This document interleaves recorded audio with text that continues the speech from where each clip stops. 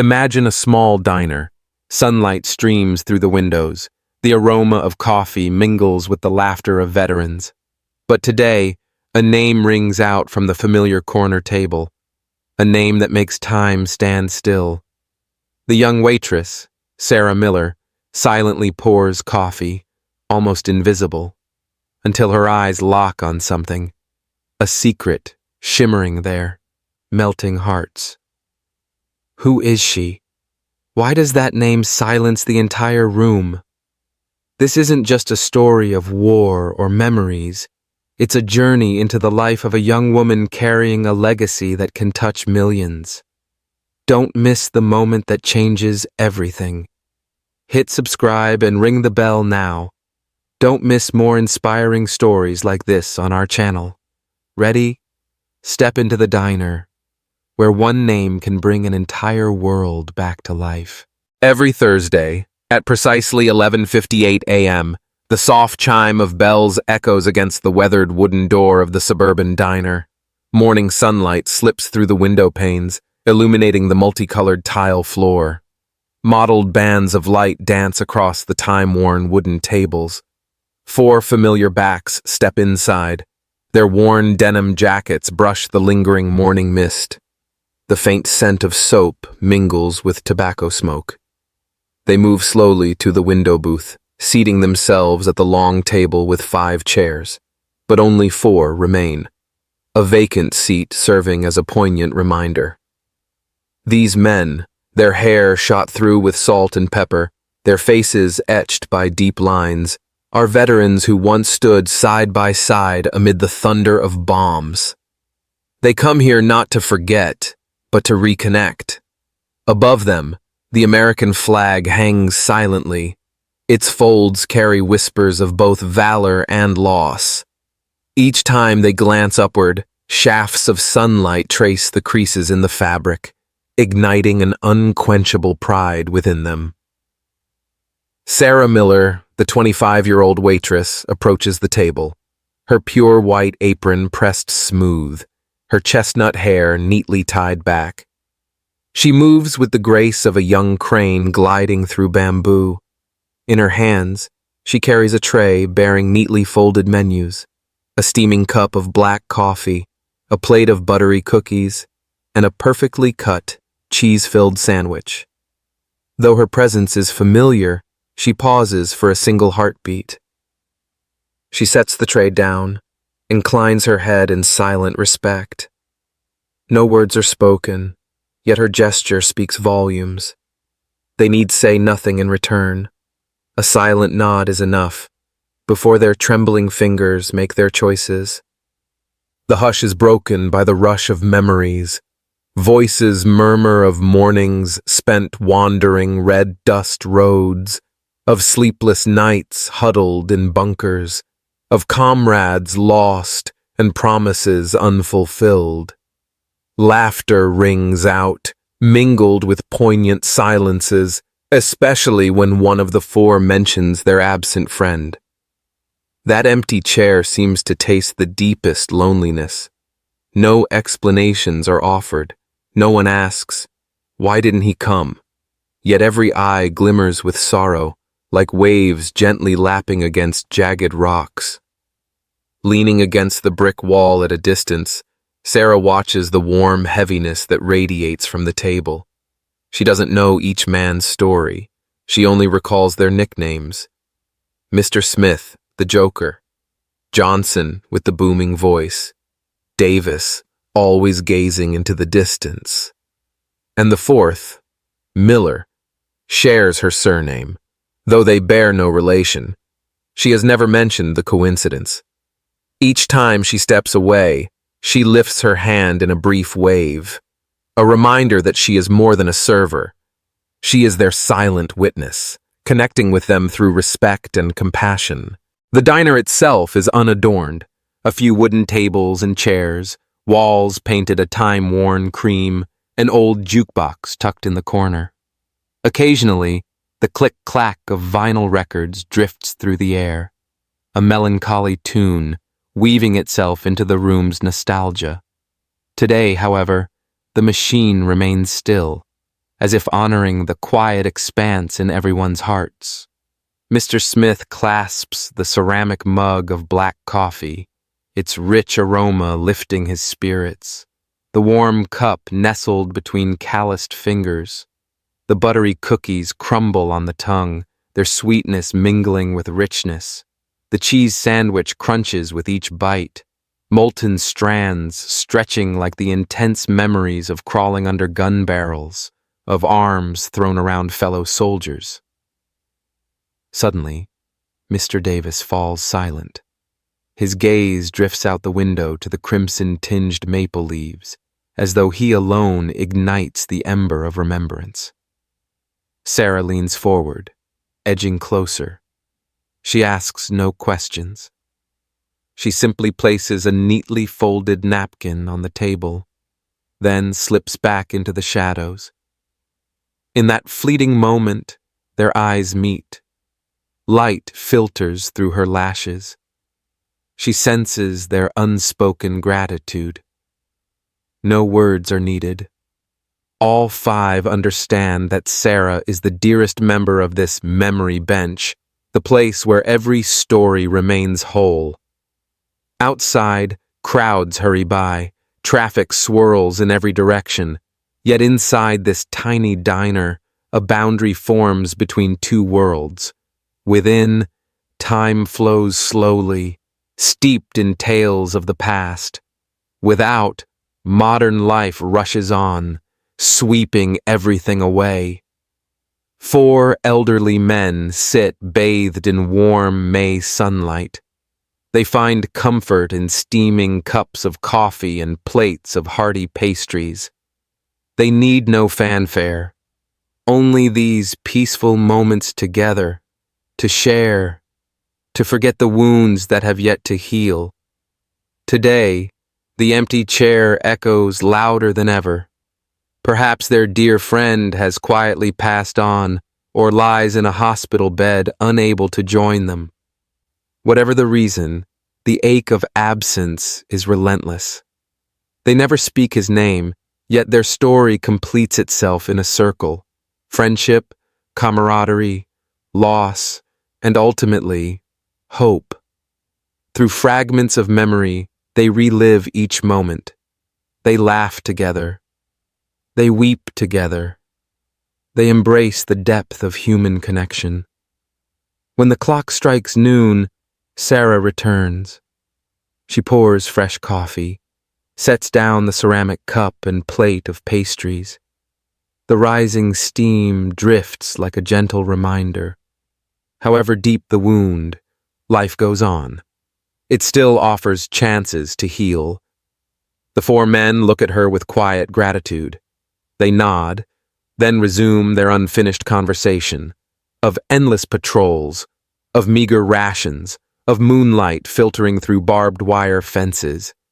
Laughter mingles with sighs, like the melody of life itself. Sarah slips away in silence, leaving behind a tableau rich with emotion at that weathered table. It seems that, thanks to her, the young, devoted waitress, this humble diner has become a keeper of memories, an invisible thread binding past to present. Every Thursday, at precisely 11:58, the door will chime again, welcoming four friends, their shared longing for the missing one, and the silent vow that they will never be alone. The atmosphere in the small suburban diner is warm every evening, filled with the clatter of cutlery, the clink of cups, and booming voices brimming with energy. Soft golden lights reflect off the polished wooden tables, where veterans gather each Thursday as if it were a sacred ritual. Four elderly men, solidly built with strands of silver in their hair, sit around the long table by the window. Outside, light spring rain patters on the tin roof, heightening the sense of shelter and camaraderie under the familiar rafters. They begin with worn-out stories, like fragmented reels of wartime memories. Mr. Smith chuckles as he recounts his first steps into a sidewalk beer garden abroad, where cans of beer cost less than a meal. Laughter echoes in response, mingling with wisps of tobacco smoke drifting through the warm air. Then Mr. Johnson shifts the topic to the searing desert sun, where they wore heavy uniforms, yet sweat poured down like rain. The scent of sun-baked sand clinging to their skin, the lingering taste of artillery fire and the oppressive heat remains etched in their minds. When the tale pauses, Mr. Davis lets out a soft chuckle, recalling the old radio, the cracked speaker spitting static in the dead of night, where they once heard hopeful news or pleas for reinforcements. Amid these recollections, Sarah Miller glides by like a gentle breeze. The 25-year-old waitress, her dark chestnut hair tied neatly at the nape, a lithe figure and a tender smile, always appears before they can call. A steaming cup of black coffee rises in aromatic verses. Then the pristine white creamer is set down, something they've learned to ask for just in case. With one deft move, she tilts the pitcher, letting the final drop kiss the rim, then slips away. No questions asked, no commentary offered. She is the unseen hand behind the curtain, tending to every small detail. The clinking of knives and forks, their hearty laughter, the soft scrape of spoons stirring coffee, all weave together a warm tableau that outshines the chaos of days gone by. Patrons simply call her the girl. No one knows her real name.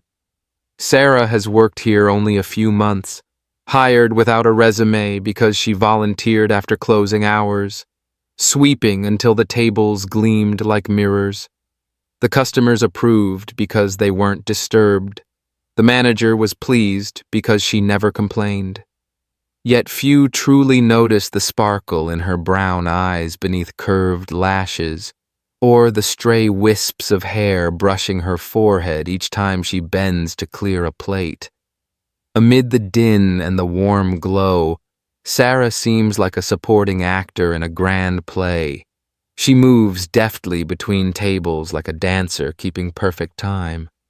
She never interrupts a conversation, something other staff sometimes do unintentionally. She knows well, these stories are not to be disturbed. For these men with their scars and wrinkles are seeking one another, seeking a place to share with souls forged in the same hell of war. Normally, they pay little attention to the server, their minds immersed in the narrative, jokes about oozing grilled cheese sandwiches, then rushing to the humorous moment when a shell exploded beside their bunker. Laughter follows laughter, the space trembling with memories. Sarah stands quietly, hands poised on the little sugar jar, ready to smile at just the right moment to lend fresh energy. Sometimes, after the last cup of coffee, she leaves a neatly folded napkin nearby, as if to remind them that, though silent, she is always present. Until today, when a name rang out across the table, everything suddenly changed. Mr. Davis cleared his throat, stifling a laugh, then said, "Actually, there should have been 5 of us today." The words slipped by like a cold wind, and the room fell silent. The 5th friend, the one who always sat in the middle seat, did not appear. No one explained. And when Sarah heard that name, a name that had echoed through countless stories, she froze. It wasn't Smith, nor Johnson, nor Davis. It was the name bound to the deepest past of these soldiers, Robert Bobby Thompson. Sarah had never heard his story, but at that faint mention, she recognized Mr. Smith's silence, someone's eyes glimmering with sorrow. The group seemed to wait patiently, as if that empty seat would fill itself with memory. The whispers continued, but laden with grief. they spoke of Bobby, the dearest friend, who fell in an ambush under the moonlit trail of bombs, without time for farewell. Each fresh pour of black coffee, each cookie placed on a plate, became a sacred rite of remembrance. Sarah bowed her head, her heart constricted. She could not interrupt, but her hands trembled as she wiped the table, as though soothing the invisible pain spreading through the room. Usually, stories in the diner stay lighthearted. Today, their tone deepened, recalling the last time they saw Bobby, when the armored vehicle erupted into burning metal. Mr. Johnson said that Bobby managed a gentle smile, as he pulled his comrades from danger, knowing his fate was sealed. Their voices softened, vast like a cold breeze slipping through a crack. Sarah understood. Here, between cups of coffee and plates of pastry, they were telling a story of friendship, of sacrifice, of an unbreakable bond. The diner became hallowed. The once-worn wooden chairs seemed to bear the weight of memory, standing silent as guardians of emotion. Sarah set the sugar jar down, stepped back, leaving space sacred for their story. When the owner stepped out, she sensed the change in atmosphere. The jukebox music felt distant. Every eye was fixed on the empty chair, and Sarah knew she had witnessed a ceremony of remembrance. A single name had shattered routine, illuminating the importance of presence. Sarah, the quiet girl on the sidelines, suddenly felt called to more than clearing tables and pouring coffee. She resolved to learn this group's past so she could tell their story, not just as a waitress, but as a devoted witness. For sometimes, when someone truly listens, a story never drifts away with the ripples of time. The noisy atmosphere in the diner suddenly deepens. You can hear the very breath of each person.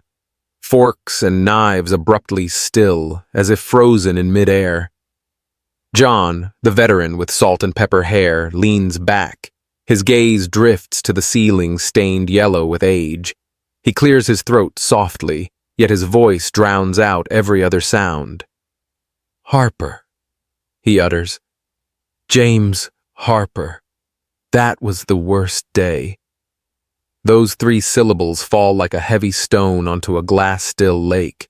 Ripples of silence spread throughout the space. Mr. Mike bites into his half-eaten sandwich. A sliver of cheese drops from between his teeth, yet he makes no move to chew. Mr. Dan clasps his hands to his chest, elbows resting on the table, head bowed low. The hush is not sorrowful, but reverent, as though touching a scar carved deep into the heart. The 4th friend, Mr. Smith, steps into that moment, then hastily retreats from the chair he'd just touched. His eyes flicker with something like surprise, as if he never imagined that name could carry such weight. No one asks another question. For all understand, James Harper was their closest brother, forever lost after that desert night ambush. At the next table, Sarah Miller reaches for a white china plate on her dirty tray, then freezes mid-motion. At first, she doesn't look up, but her gaze drifts slowly back to the plate in her hands, as if she can peer through its glossy glaze to some buried memory beneath. Her heart pounds. 1, 2, 3 beats. Then she leans against the brick wall behind her, plate still cradled, and gently pivots around. "I know that name," she says, voice ringing with unexpected clarity yet steady in rhythm, an invisible signal that reconnects her to the veteran's circle. All eyes turn to her. John raises an eyebrow, as if spotting something never before present in their stories. Mike frowns, bewildered. Dan tilts his head, his weathered face brightening with a flicker of hope. Mr. Smith whispers, "Sarah," but she's already stepped to the center of the diner, where the warm light spills down, forming a soft halo around her. She places the plate on her tray with quiet confidence, then rests her hand on the veterans' table. Everyone remains still. No one touches food or drink, the tension taut like a string about to snap. Sarah meets John's eyes, her own filled with resolve and an unexpected vulnerability. "When you mentioned James Harper, my heart clenched," she begins. I met him, not here in this diner, but elsewhere, a few years ago." John nods gently, urging her to continue. Sarah inhales sharply. Her voice cracks slightly, yet she holds herself together. "When James was brought to the field hospital after that ambush, he was in a coma. I was a volunteer nurse at the makeshift hospital. I cared for him night after night, drip by drip of IV fluids, monitoring his heartbeat, quietly noting every vital sign." Mr. Mike is moved. He wipes his eyes discreetly with the back of his hand. Mr. Dan leans closer, his expression soft with concern. Mr. Smith falls silent, as if holding in a pain long suppressed. Sarah continues, "I remember his face when he woke, eyes tired yet brimming with pride. He looked at me and said, 'Thank you, Sarah. Thank you for being here.' At the time, I had no idea he was James Harper, the brother of you four, until the head nurse handed me his files and said, 'He's the brave young man, your old comrade.'" The diner seemed to freeze in that moment, painful memories resurfacing, the golden lights growing somber. John leaned forward, his eyes glassy and red, but he did not shed a tear. Mr. Mike gently placed a hand on Sarah's shoulder, a warm gesture of comfort. Mr. Dan whispered, "So you were close to James?" Sarah nodded, her eyes glistening yet resolute. "He told me so much about you all, about the sudden shelling, the cries echoing through the bunker, the heights of hope and the depths of despair. And I realized that the name James Harper isn't just a fleeting memory. It's a promise that must be carried on." John let out a long breath, his gaze on the table. "We tried to mark James's day of passing every year, but it always felt like something was missing." He paused. "Thank you, Sarah. You've helped us remember him in a whole new way." The four men bowed their heads, a silent ritual to honor James Harper. They set their coffee cups down, each hand lightly touching the American flag on the wall, seeking warmth in its symbolism. Sarah fell back, maintaining her distance yet watching every movement. She had just become an indispensable part of this small ceremony. The old jukebox clattered to life, then shifted to a soulful, emotive melody, its notes soothing the lingering ache. The veterans looked up, eyes glistening with the music, while Sarah stood beside them, witness to this quiet remembrance. The diner returned to its everyday rhythm, clinking dishes, chatter from other tables, yet a special mist seemed to linger in the air. The four friends sat together, no words needed, only each other's presence, and Sarah, the girl who served, was no longer invisible. She shone as the keeper of their shared memory. At precisely noon, John spoke softly. "From now on, Thursday will be James Harper's day. We will tell his story in a way no one can ever forget." Mr. Mike nodded, and the group looked to Sarah with deep gratitude. She returned their gaze with a quiet smile, her eyes alight with renewed hope.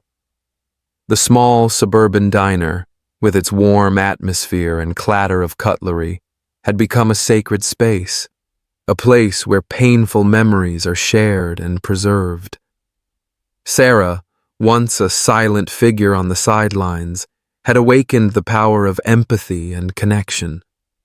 The story of James Harper was no longer a closed scar in their hearts. It now lives on with every steaming cup of coffee and every retelling, reminding all who hear it that camaraderie and loyalty transcend the trials of time. Moments after Sarah uttered the 4 words, "He is my father," the entire space froze. The diner's warm yellow lights grew pale. The beams stretched into shriveled shadows upon the ceiling. Patrons on both sides of the table stared in astonishment. Whispers and hurried breaths filled the silence. Even the old jukebox ceased its tune, leaving a hush so profound it tingled the skin. John, the veteran with salt and pepper hair and a silver beard glinting under the lights, squinted at Sarah, momentarily dazed, as if to confirm he'd heard correctly. "You know Harper?" he rasped, his voice thick with surprise and doubt.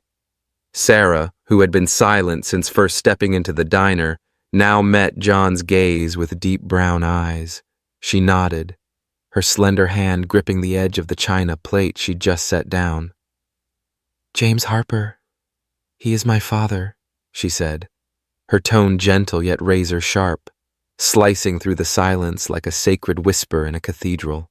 In that instant, time seemed to stretch infinitely.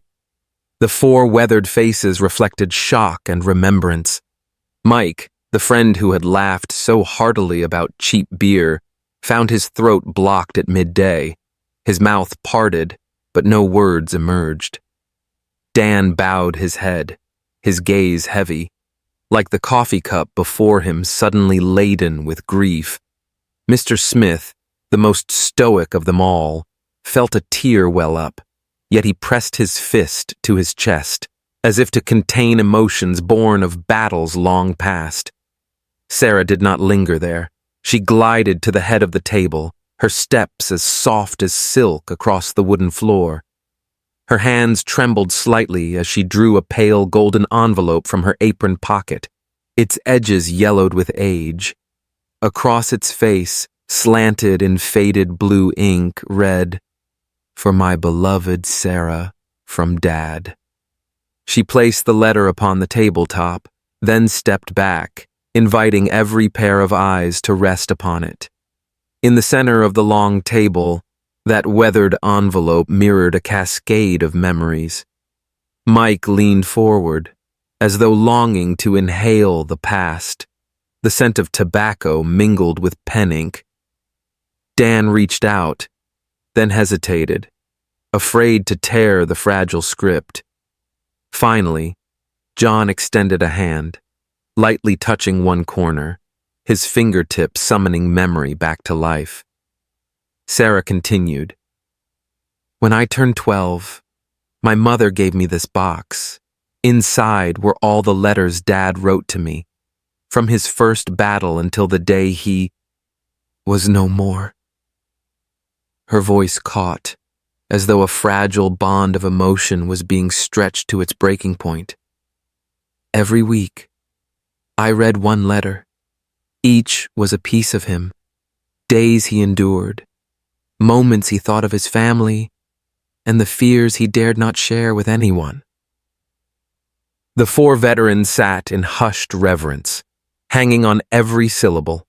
The only sound remaining was the faint rustle of paper as Sarah gently opened the envelope. Each soft crackle sounded like dry leaves stirring in a wild forest, evoking an atmosphere both warm and poignantly sad. Sarah lifted the letter, her eyes distant as she read the faded lines aloud. "My dearest daughter, I know that war won't let me return as soon as I wish. But believe me, each night I lie in that shelter, I pray for you and your mother." Sarah's lips curled into a sad smile. He often spoke of the name Sarah as the only beacon that kept him sane amid the storm of bullets. His final letter, written from the field hospital, was dated the day he knew he could not survive. He wrote, "I'm sorry, my dear, but if there is another life, I will be a better father." Dan exhaled a long, low breath, his face heavy with sorrow. "James Harper. He told me so much about us. About you all," he said, voice trembling. "But we never knew. His daughter." John looked up, his eyes rimmed with red. "Sarah, we're sorry," he began. But the apology caught in his throat, unable to bridge the gulf of pain. Sarah nodded, a tear traced down her cheek. "I know. I don't blame you. My mother doesn't blame you either. But I want you to know, James Harper was more than a comrade. He was my father." Mr. Smith, the quietest among them, finally spoke, his tone deep with respect. "We once thought ourselves family. Now we understand that family is even broader than that." The group exchanged solemn glances. The invisible bond between brotherhood and blood relations had never been clearer. Sarah stepped forward, gently placing a hand on John's shoulder, an unspoken link between two generations. Every gaze fell upon her, not as a silent waitress, but as a daughter reunited with a part of herself. Outside, spring rain still pattered on the tin roof, like tears nourishing parched memories. The clatter of cutlery and chatter from other tables continued unabated, yet in this corner, time seemed to slow. Sarah bent to retrieve the letter, folded it carefully, and tucked it back into her apron. In that moment, she was no longer an anonymous server.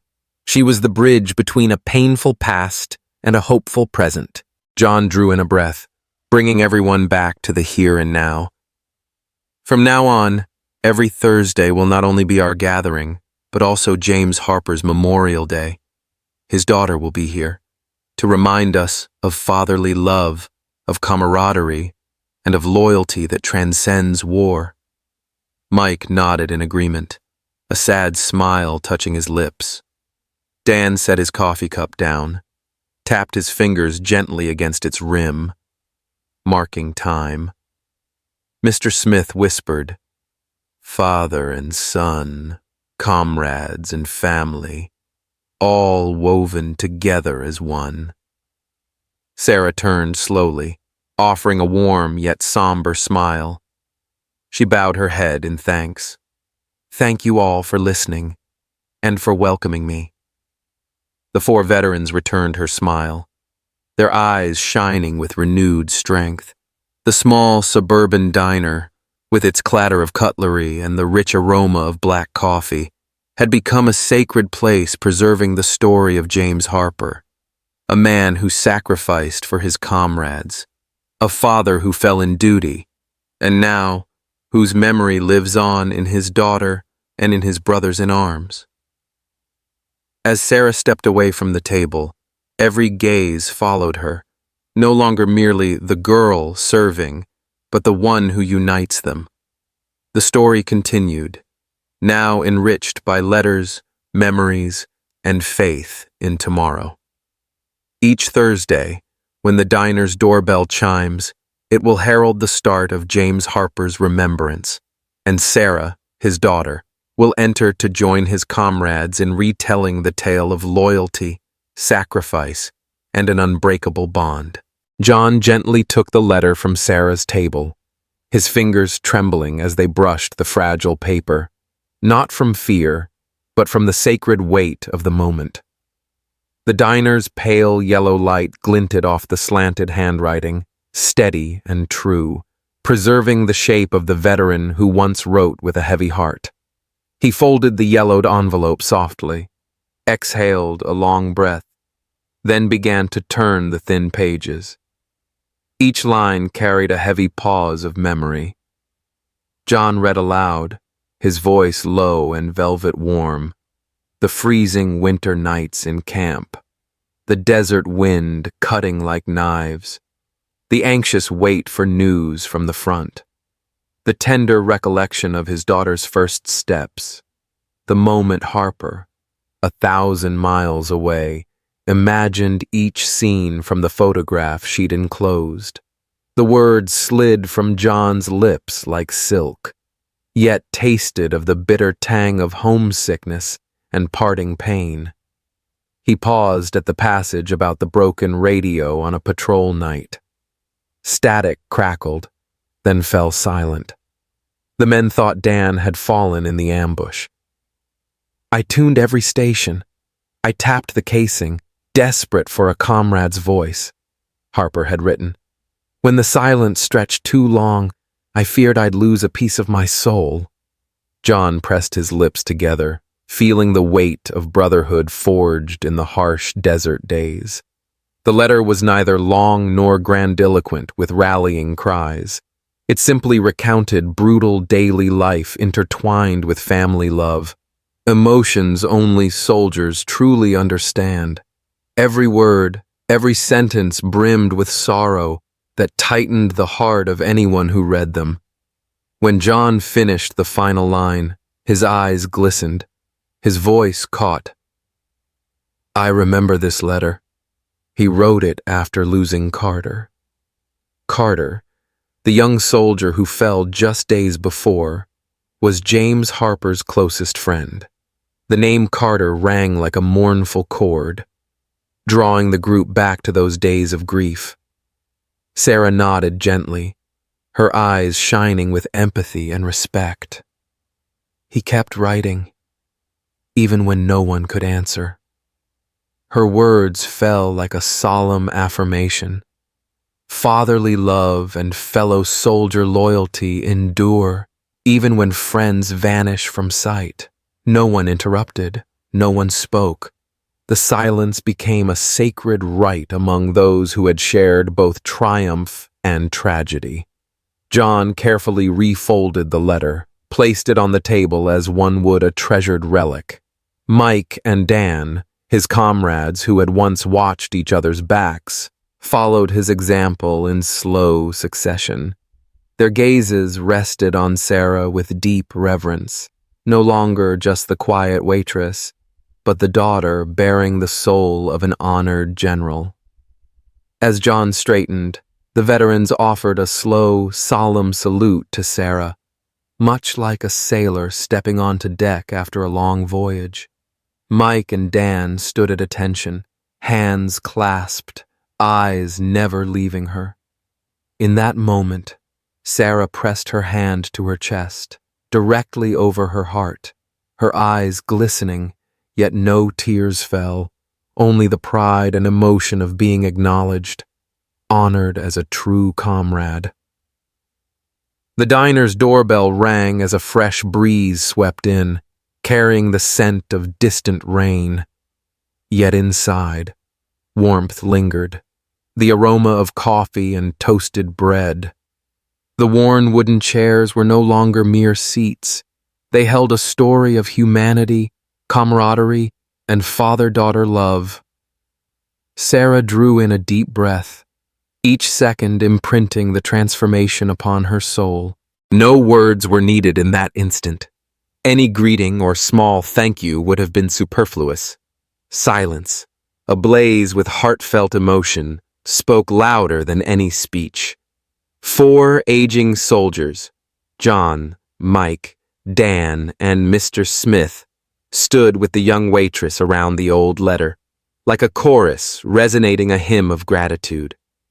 Harper's simple prose in that letter had become the shared heartbeat of all their hearts.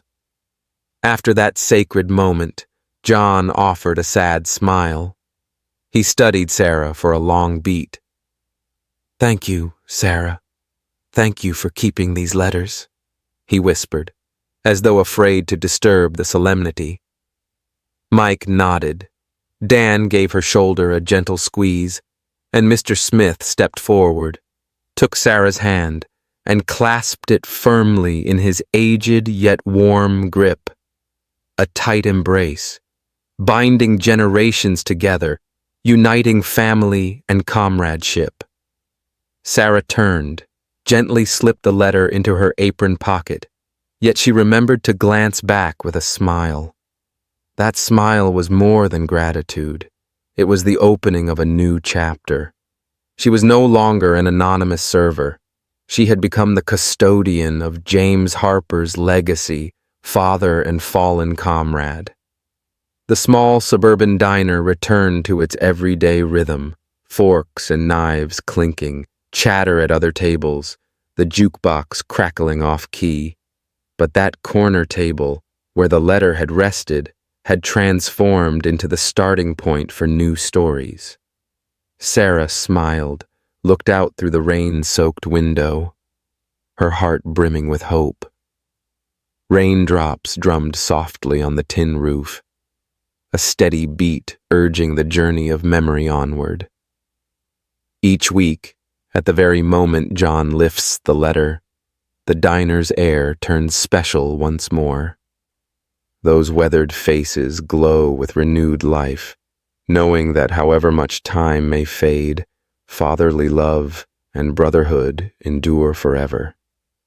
And Sarah, the daughter of James Harper, will always keep that flame alive, in every story told, every faded letter shared, and every solemn salute, a silent promise that memory will never die. After that day, the atmosphere in the little suburban diner seemed changed forever. The polished wooden tables remained in place. The warm yellow lights still glowed. The rich aroma of coffee lingered.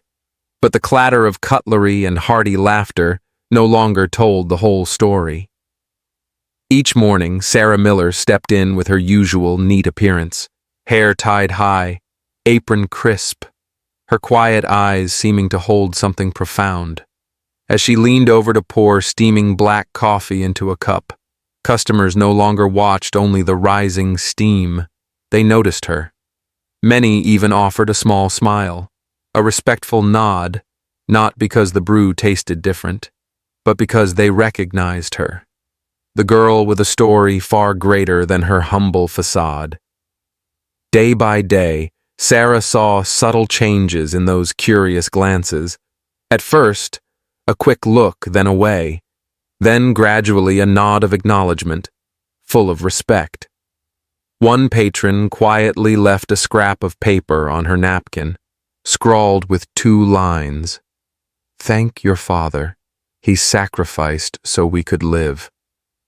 Notes like that were few, but each one made Sarah pause, bow her head gently, silently thank the stranger who understood and shared her heart. Every Thursday the veterans still returned, but now they brought more than black coffee and buttery cookies. They carried tokens of remembrance. The first week, John presented a black and white photograph, James Harper and his comrades in the barracks after a march. In a simple wooden frame, Harper's faint smile still beamed with life, despite 40 years having passed. Sarah stood by the table, hands trembling as she received the frame, her eyes glistening in the pale autumn light outside the window. The following week, Mike quietly laid a small pin on the tabletop, the unit insignia Harper wore in desert combat, an eagle soaring above 3 stars, finely embroidered on deep red cloth. "Your father wore this in the desert battle," he explained. "It embodies his honor and that of his entire unit." Sarah dared not touch it at once, afraid to crush the golden stitches. She bowed her head, whispered thanks, then gently placed the pin in her palm, tracing each stitch as though touching her father's living memory. Another day, Dan brought an old cassette tape, its plastic case yellowed with time. Typed on the label, Harper Karaoke 84. When Dan pressed play, crackling static gave way to Harper's voice warbling through the karaoke melody of "You Are My Sunshine." His tone wavered, yet was warm and full of love. Sarah sat on the nearby chair, pressed an ear to the small speaker, her eyes half closed, tears slipping down her cheeks. She cried in remembrance. She smiled at the presence of her father in every note. Each gift became a small testament to the comrades' love for the Harper family. The diner, once merely a roadside stop, grew into a living museum of memory. In the corner, the American flag still hung proudly. Beneath it now stood the framed photo, the fabric insignia, the cassette, and a small plaque reading, "James Harper's Legacy, Father, Comrade." Sarah agreed to place them all on the wooden shelf by the window so that anyone entering could see at once. Then one day, as Sarah swept the tables, John returned with a small brown paper bag. He took her hand, offered the bag, and said softly, "Open it, daughter of Harper."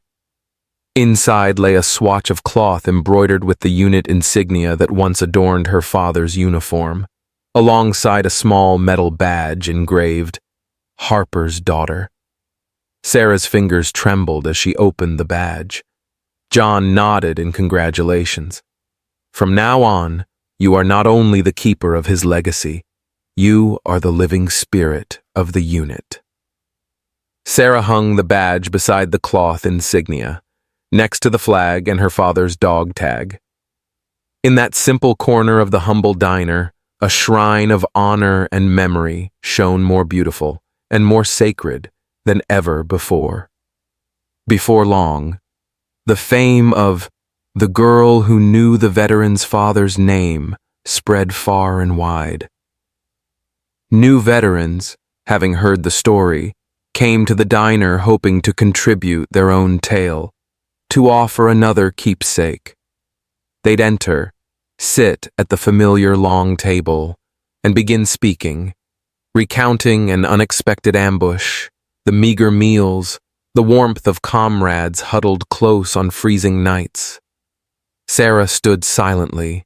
She listened to every word, to each recollection.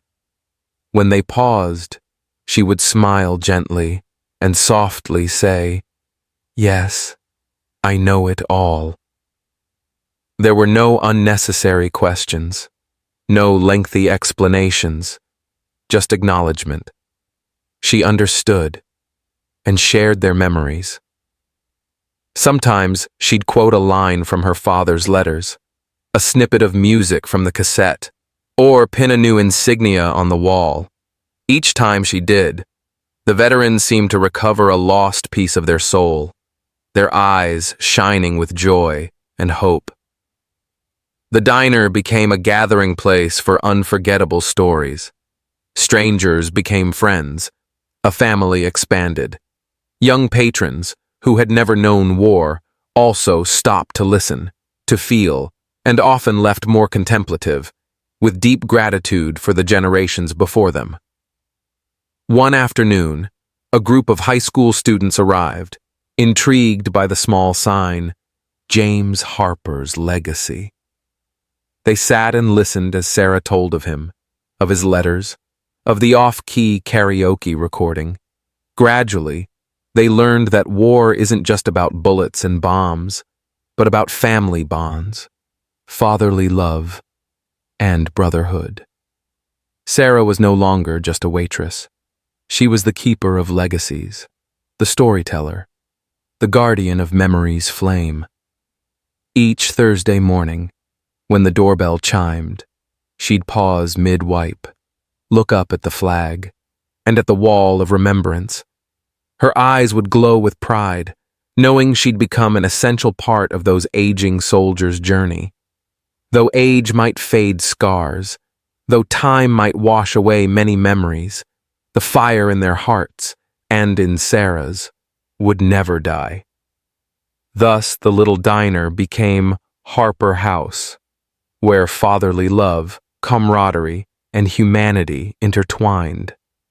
Every month, Sarah hosted a small commemorative evening, replaying the cassette, displaying new artifacts, or inviting old guests to share more of his story.